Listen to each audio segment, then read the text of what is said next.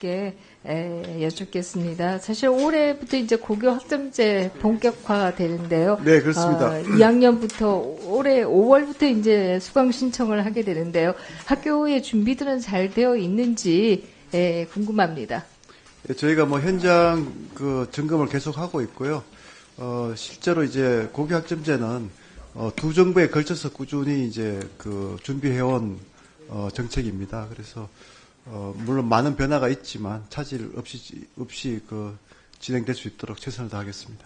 네, 학교 현장에서의 약간의 변화만 있어도 이게 사교육 시장을 자극한다는 게 이게 참 큰 문제인 것 같다라는 생각을 많이 하게 되는데요. 그 학교 현장에서의 변화가 긍정적인 변화라고 하더라도 또 사교육 시장을 자극하게 되면 이것은 또 학부모와 또 사회적으로 전체적으로 큰 짐으로 돌아오는 것이 사실인데요. 지금 사교육 시장이 이것으로 인해서 굉장히 들떠 있다 이런 뉴스들 많이 보셨죠? 네, 봤습니다. 네.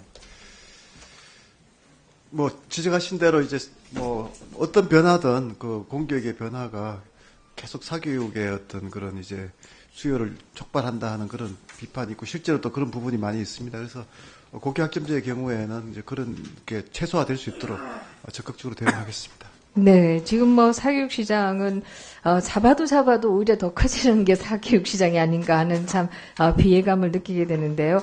이 4세 고시반, 7세 고시반, 고시, 4세 고시, 7세 고시 이런 웃을 수도 없는 정말 슬픈 단어들이 유행하고 있는 것도 정말 안타까운 일인데요. 저는 교육부와 또 교육청이 이 학교 교육이라고 하는 게 100m 단거리가 아니라 마라톤이다라고 하는 걸 좀 학부모님들께 잘 좀 정보를 주셔야 되지 않을까. 너무 어려서 100m 단거리로 뛰고 나면 오히려 장기적으로는 학습 효과가 나지 않는다라고 하는 이런 사실들에 대해서 좀 학부모님과 좀 정보를 잘 공유하시는 게 전국적으로는 이런 문제들을 좀 해결하는 방안이 아닐까 이런 생각이 드는데요.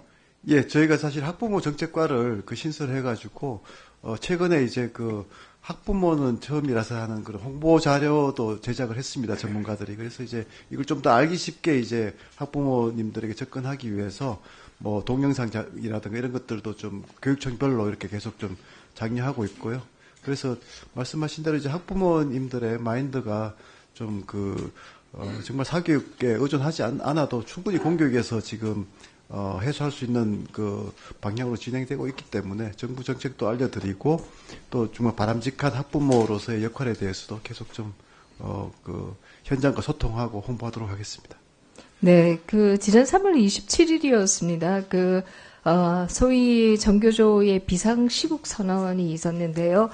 이 과정도 문제이고, 이 비상시국 선언 자체도 문제가 아닌가 저는 사실 이렇게 생각합니다. 그 과정에서 보면, 전교조 울산 지부장이 울산교육청의 내부 전산망을 접속해서 에듀파인을 통해서 울산 전체 교직원에게 메일을 발송했다. 이렇게 지금 보도가 되고 있습니다. 이 부분에 대한 조사는 이루어지고 있습니까? 네, 좀 담당자가 좀 답변 좀 부탁드리겠습니다. 우리 사실은 제가 인지하고 있습니다만 구체적인 조치에 대해서 우리 장미란 우리 국장이 좀 이야기하겠습니다.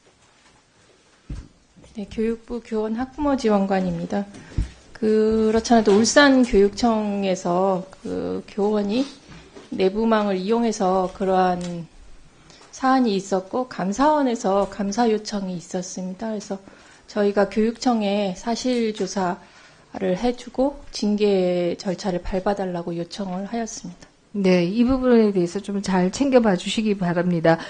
사실 국가공무원법 제66조나 또 전교조법 등에서도 정치활동에 대해서는 엄격하게 금지하고 있는 것이기 때문에 이 부분에 대해서는 그냥 유야무야 넘어가는 일이 없도록 교육부가 좀 잘 챙겨주셨으면 좋겠다 이런 생각을 하게 되고요. 네. 지금 앞에서 청원에 대한 얘기를 하셨는데요. 우리 교육위원회 청원은 아닌 것으로 알고 있습니다만은, 내 친구 김정은이라는 책에 대한 청원이 국회에 올라오기도 했습니다.